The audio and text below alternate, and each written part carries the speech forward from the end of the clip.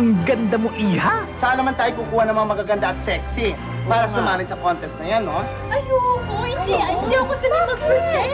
Ayoko. Bakit bang arty-arty mo, ha? Pang beauty pageant ang dating talaga. Panalo ko na. Walang ka-problema. And the winner is...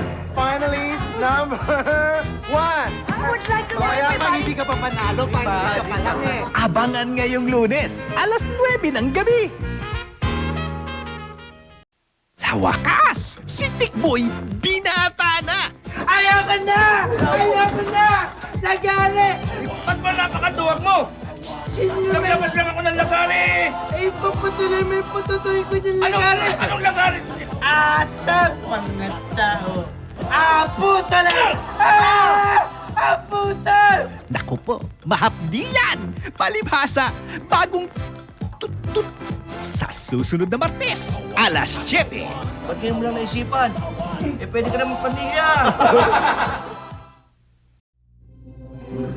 Ang telebisyon sa ika-21 siglo ay narito na ngayon sa ABS-CBN na walang humpay na naglilingkod sa sambayanang Pilipino.